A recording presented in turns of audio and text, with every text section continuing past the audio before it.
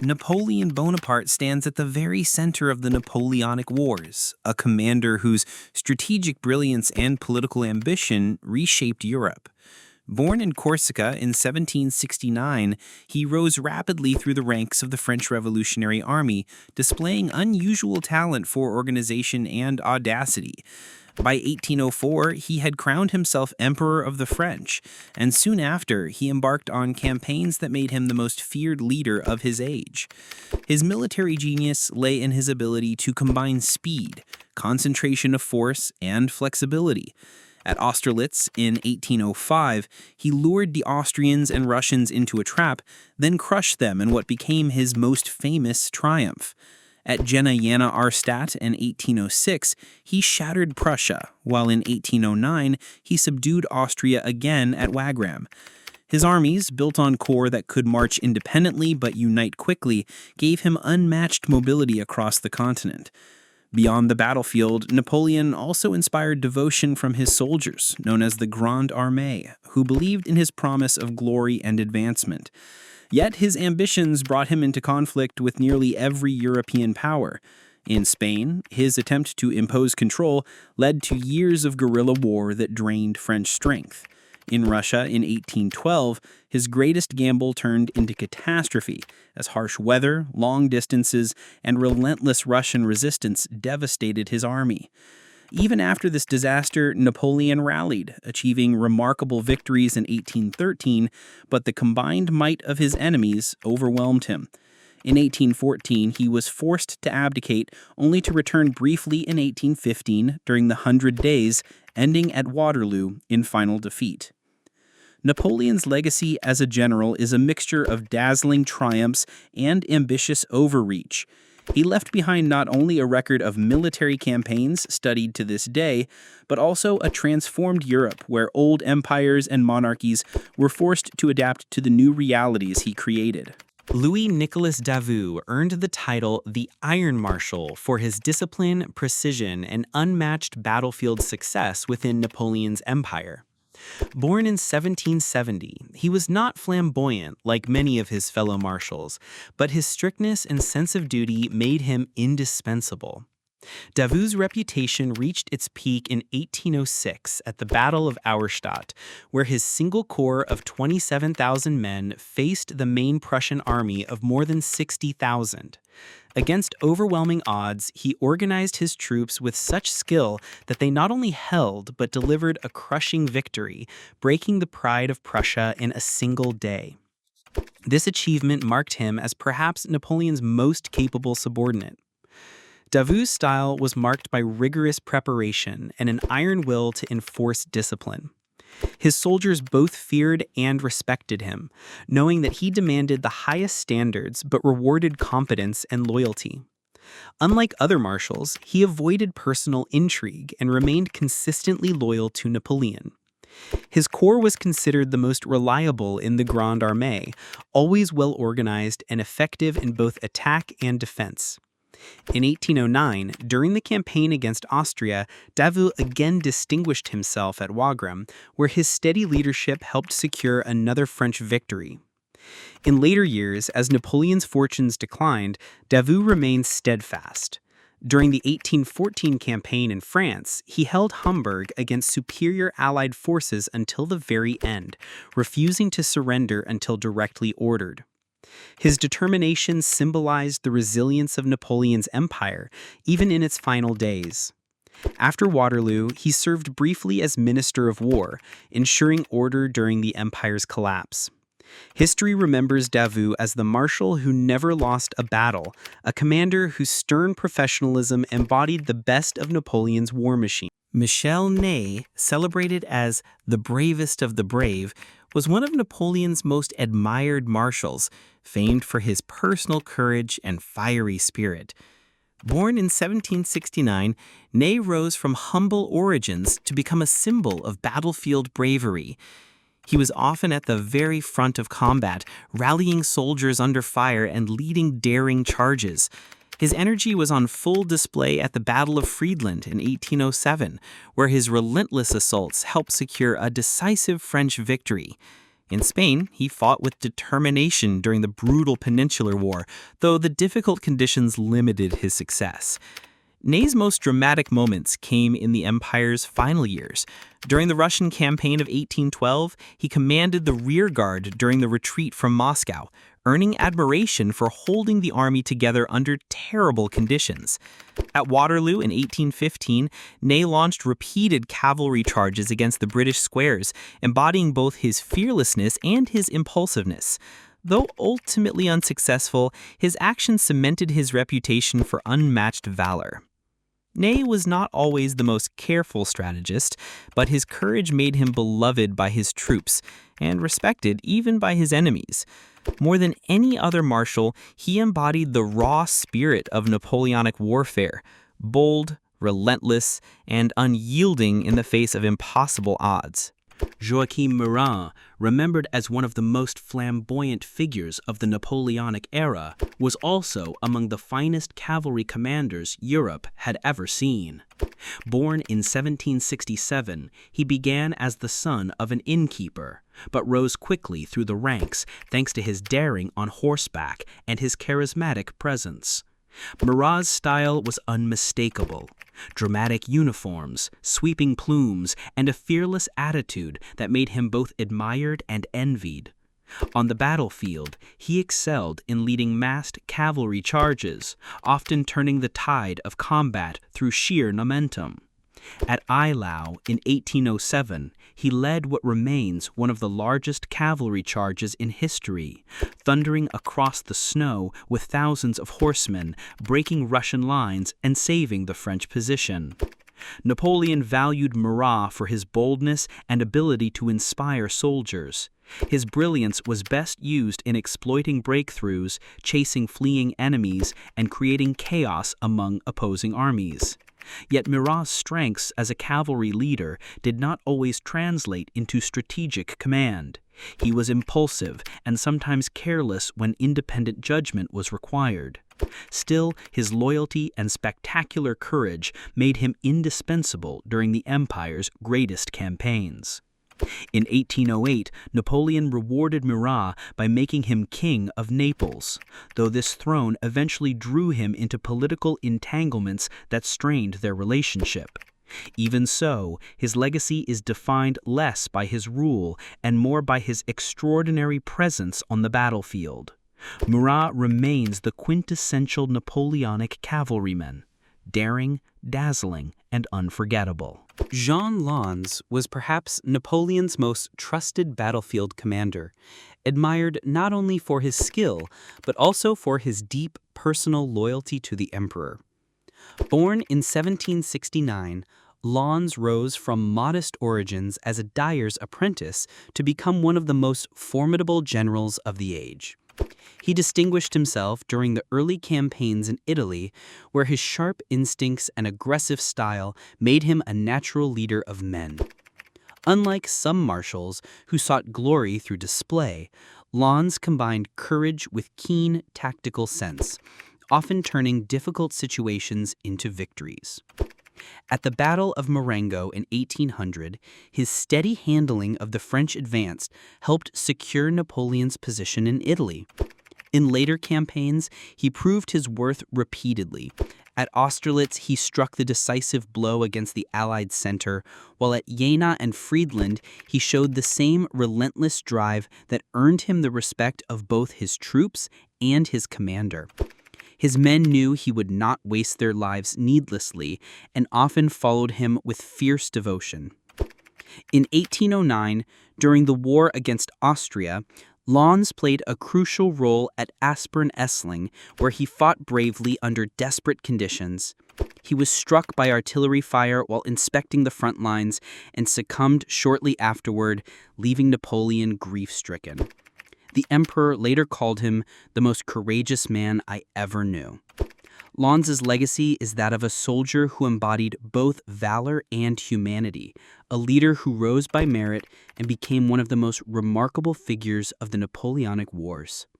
André Masséna, known as the darling child of victory, was one of Napoleon's most skilled marshals and a commander whose campaigns shaped the course of the wars. Born in 1758 in Nice, Masséna had already proven himself during the Revolutionary Wars, where his instinct for bold maneuver and aggressive action earned him rapid promotion. Napoleon valued him highly, describing him as the most gifted of his generals after himself. Masséna's style combined energy, creativity, and an ability to inspire his soldiers, often turning desperate circumstances into success. His most famous triumph came in 1799 at the Second Battle of Zurich, where he decisively defeated Russian and Austrian forces, securing French control of Switzerland. During the Napoleonic Wars, he continued to play a central role. In 1809, at the Battle of Wagram, Masséna commanded a crucial sector, stabilizing the French line and allowing Napoleon to achieve victory against Austria. His leadership in such moments showed his ability to remain calm under pressure and adapt quickly to shifting situations. Masséna was also sent to Portugal in 1810 during the Peninsular War, where he faced one of his toughest challenges. Despite his reputation, he was unable to overcome Wellington's carefully prepared defenses at the lines of Torres Vedras. The failure marked a decline in his career, but it did not erase his earlier achievements. By then, years of campaigning had taken a toll, and his health and vigor began to fade. Masséna remains remembered as one of Napoleon's finest marshals, a general whose victories secured France's dominance in Europe during the empire's height. His blend of daring and determination made him a cornerstone of Napoleonic success. Arthur Wellesley, later known as the Duke of Wellington, was Britain's greatest commander of the Napoleonic Wars and the man who ultimately defeated Napoleon at Waterloo. Born in 1769 into an Anglo-Irish aristocratic family, Wellington's military career began in India, where his victories at Assaye and Argaum showcased his talent for careful planning and steady leadership. When the wars in Europe demanded Britain's attention, he was sent to Portugal in 1808, beginning a long campaign that would cement his reputation. In the Peninsular War, Wellington faced the immense challenge of fighting French marshals who had far greater numbers at their disposal. Yet he excelled at using terrain, defensive positions, and disciplined infantry to counter French offensives. Victories at battles such as Talavera, Salamanca, and Vittoria steadily weakened Napoleon's hold on Spain and made Wellington a household name across Europe. His soldiers admired his coolness under fire and his attention to detail, though he was also known for his strict discipline. Wellington's crowning achievement came in 1815 at the Battle of Waterloo. There, commanding a mixed army of British, Dutch, Belgian, and German troops, he held firm against repeated French assaults, buying time until Blücher's Prussians arrived. His calm command during the day, combined with his unshakable defensive tactics, ensured Napoleon's final defeat. Wellington's legacy rests not only on his battlefield triumphs, but also on his reputation for integrity and restraint. He was a general who rarely risked more than he could afford to lose, yet when the decisive moment arrived, he struck with precision. He stands as one of the great captains of history, the perfect counterweight to Napoleon himself. Henry Paget, better known as Lord Uxbridge, was one of Britain's finest cavalry commanders during the Napoleonic Wars and played a decisive role at Waterloo. Born in 1768 into a noble family, he developed a reputation for courage and horsemanship, skills that would define his career. Although personal scandal kept him out of command for much of the Peninsular War, he returned to service in 1815, just in time for Napoleon's final campaign. As second in command to Wellington, Uxbridge led the Allied cavalry with a mixture of daring and discipline that made him one of the day's heroes. At Waterloo, his leadership proved critical. Early in the battle, as French columns pressed the Allied center, Uxbridge launched a massive cavalry charge that drove the enemy back and temporarily relieved pressure on Wellington's army. His horsemen captured French eagles and scattered infantry, though the charge also revealed the risks of overextension as many units were exposed to counterattacks. Still, Uxbridge's ability to time and direct these assaults helped buy precious hours until the Prussians arrived.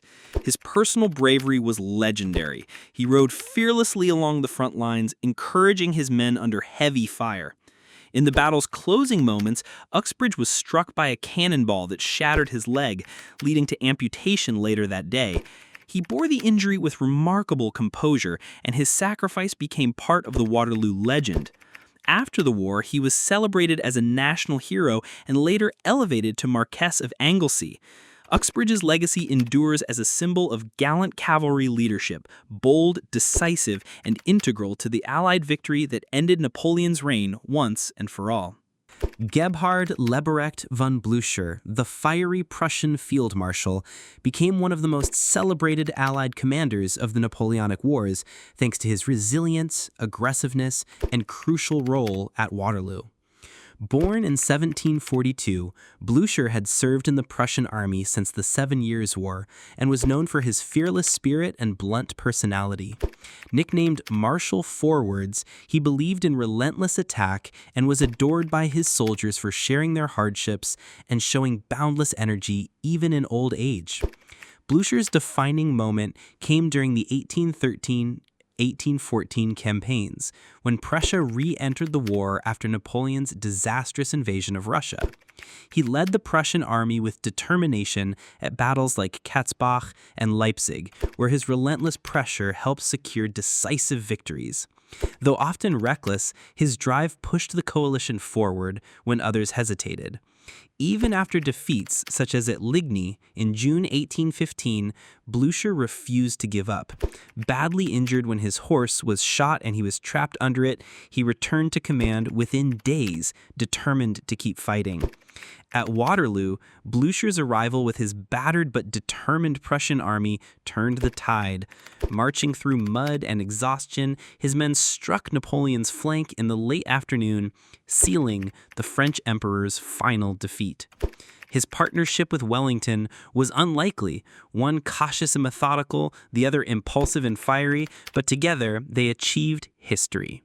Blücher's legacy rests on his tenacity and refusal to quit, traits that embodied the spirit of resistance against Napoleon.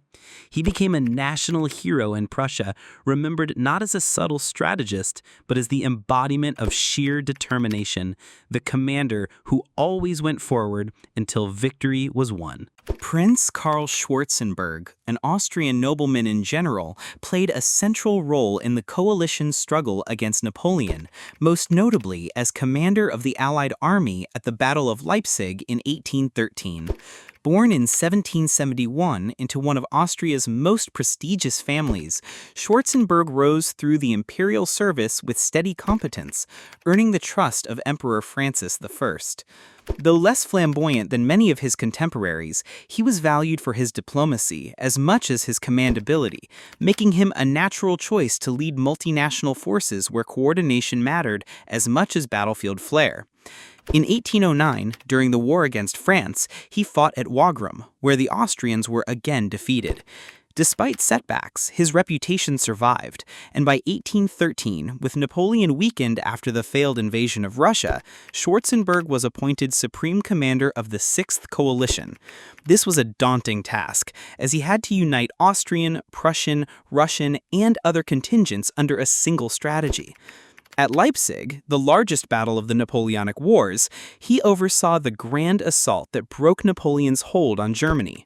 Though cautious by nature, his ability to manage such a vast coalition was crucial. Schwarzenberg was not a tactical genius on the scale of Napoleon, but his steadiness, patience, and skill in handling allies made him indispensable.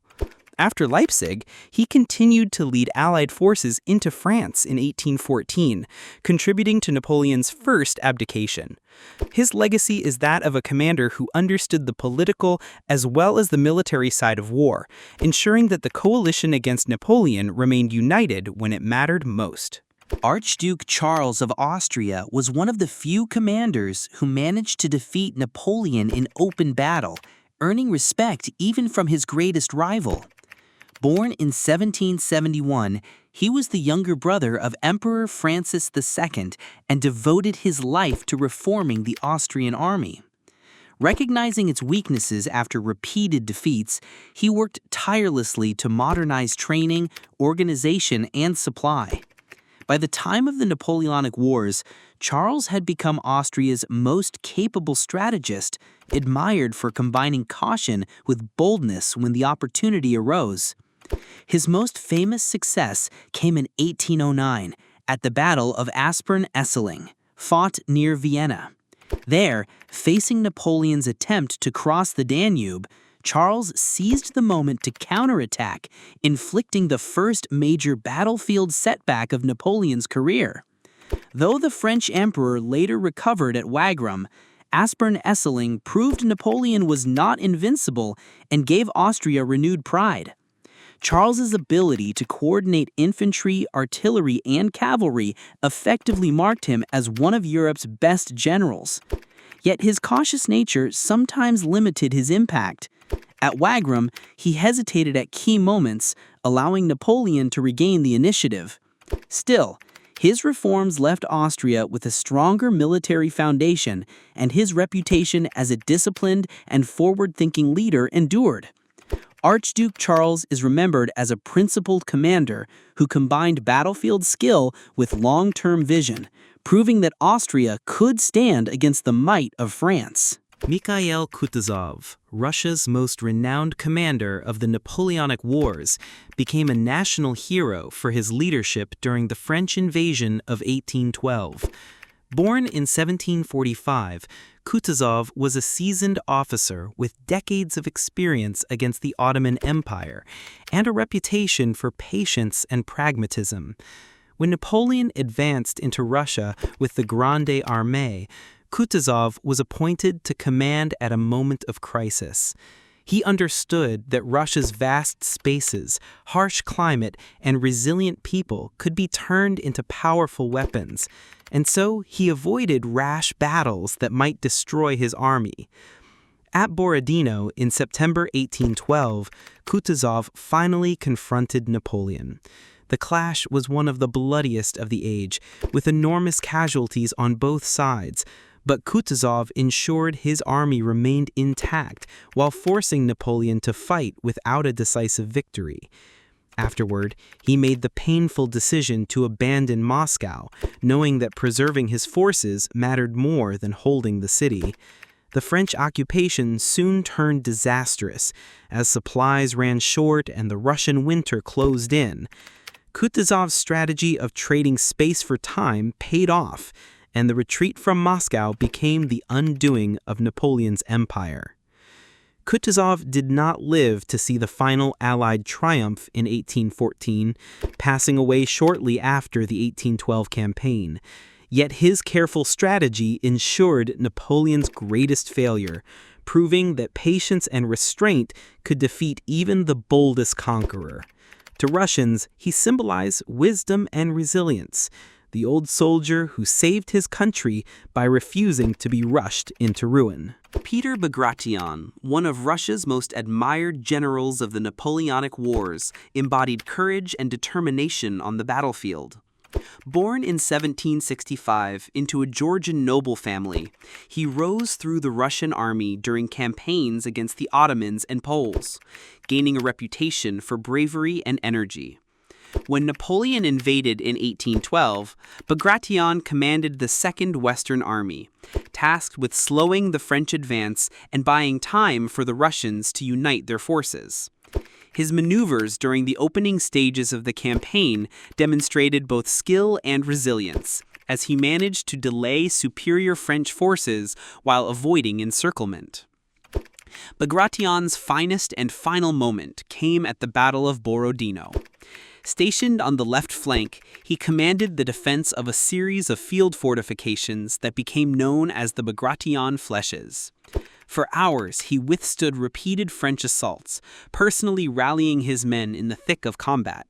His steadfastness inflicted heavy losses on Napoleon's army and became a symbol of Russian resolve.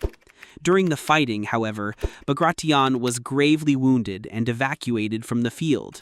Despite medical care, he passed away shortly afterward, and his loss was deeply mourned by soldiers and civilians alike. Bagration's legacy is that of a warrior who embodied loyalty and sacrifice. Though overshadowed by Kutuzov in overall command, his defense at Borodino became legendary, representing the determination of Russia to resist Napoleon at any cost. To this day, monuments in Russia honor him as one of the great heroes of 1812. Michael Barclay de Tolly, a Russian general of Baltic German origin, played a crucial, though sometimes controversial, role in the campaign against Napoleon. Born in 1761, he entered the Russian army as a young man and steadily advanced through service in wars against Sweden, Poland, and the Ottomans. By 1812, when Napoleon launched his invasion, Barclay was serving as Minister of War and commander of one of Russia's main armies.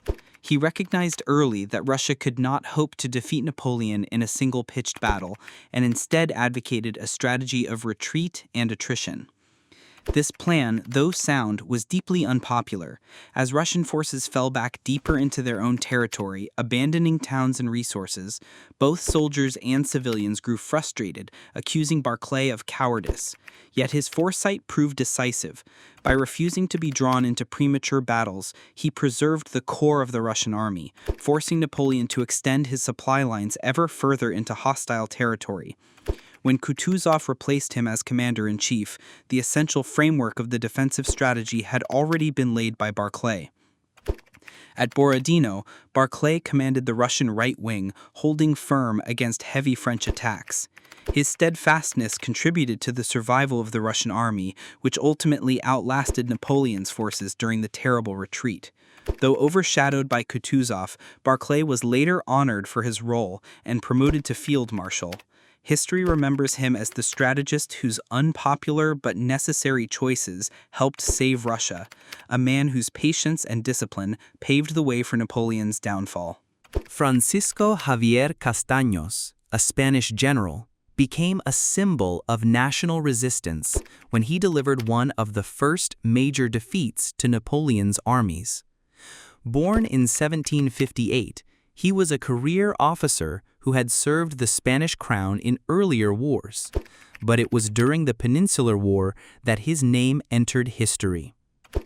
In 1808, as Spain erupted in revolt against French occupation, Castaños gathered an army of regular troops and volunteers to challenge the invaders. His leadership was tested at the Battle of Lannes in July of that year, where he faced a French force under General Dupont. Lannes was a turning point. Using Spain's difficult terrain and coordinating his troops effectively, Castaños managed to encircle and overwhelm the French. Dupont was forced to surrender with more than 17,000 soldiers, the first time a French field army capitulated in the Napoleonic Wars. The news electrified Europe, proving Napoleon's troops were not unbeatable and inspiring uprisings across the continent. For Spain, it provided a surge of morale and demonstrated that determined resistance, even from a nation considered weaker, could challenge the empire. Although later campaigns were less successful, Spain's armies often struggled against Napoleon's seasoned marshals. Castaños' victory at Lannes ensured his place in history. He continued to serve in the war and later became Duke of Lannes in recognition of his achievement.